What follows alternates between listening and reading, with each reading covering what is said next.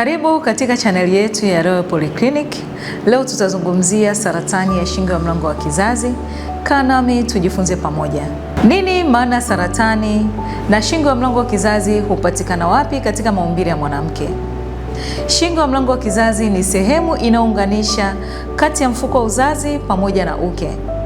Na maana ya saratani ni pale seli zinapokuwa pasipo mpangilio katika eneo husika.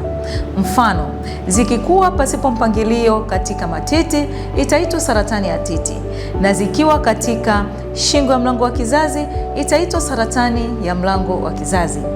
Hata hivyo, neno saratani ni hatua za mwisho za ukuaji wa seli hizi zisizokuwa na mpangilio. Saratani hii ya shingo ya mlango wa kizazi imeweza kutofautishwa na saratani nyingine kwa tabia zake za kipekee. Mfano wa tabia hizo, hii ni saratani ambayo inaepukika na pia ni saratani ambayo inakinga ukilinganisha na saratani nyingine. Nini kisababishi cha saratani hii? Saratani hii husababishwa na kirusi kinachoitwa Human Papilloma Virus. Kirusi hichi kimeonekana katika aina nyingi, lakini aina kuu inayosababisha saratani ni aina 16 na 18. Aina nyinginezo husababisha saratani nyingine kama mfano saratani ya koo, pia hata masundosundo ambayo tunaita genital warts. Kwa upande wa wanawake mara nyingi ni kama manyama huota katika kuta za maeneo ya uke au katika eneo la uume, inaweza ikawa ni nyuma ya eneo la uume. Saratani ya shingo ya mlango wa kizazi imegawanyika katika hatua kuu 4.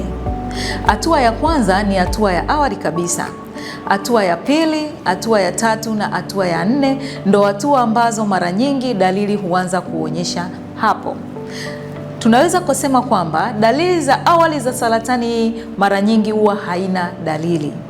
Hivyo basi, uonapo dalili zifuatazo, mfano kama kutokwa na majimaji ukeni yanayotoa harufu kali, kupata maumivu wakati wa haja ndogo au mkojo kuchanganyika na damu, kuona damu baada ya tendo la ndoa, au kupata maumivu makali nyuma ya kiuno, pia hata kushindwa kupumua, kuishiwa damu mara kwa mara, wakati mwingine kuchanganyikiwa, pia na mwili kupungua.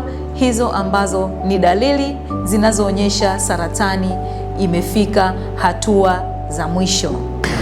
Mazingira hatarishi ya saratani ya shingo ya mlango wa kizazi, au tunaweza tukasema nani yuko kwenye hatari ya saratani ya shingo ya mlango wa kizazi?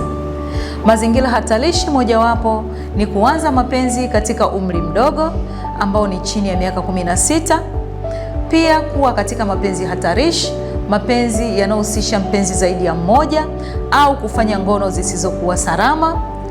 Hata hivyo, magonjwa yanayohusisha upungufu wa kinga ya mwili hutuweka katika mazingira hatarishi ya kupata kirusi hichi cha Human Papilloma Virus.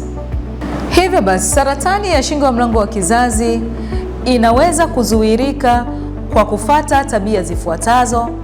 Mojawapo ni kuwa na tabia ya kucheki saratani ya mlango wa kizazi katika hospitali zetu mbalimbali, hasa hospitali za serikali.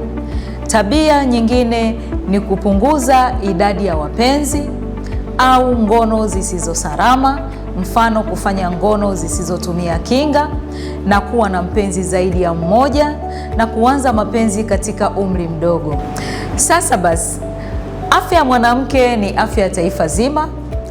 Wanawake tunashauriwa kupata chanjo ya mlango wa kizazi, pia kuwa na tabia ya kucheki afya ya mlango wa kizazi.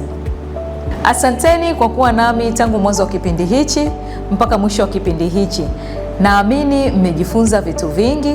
Usisahau kusubscribe, kulike, pia kubonyeza alama yetu ya kengele hapo chini ili uweze kupata notification ya vipindi vijavyo, bila kusahau kucomment. Karibu.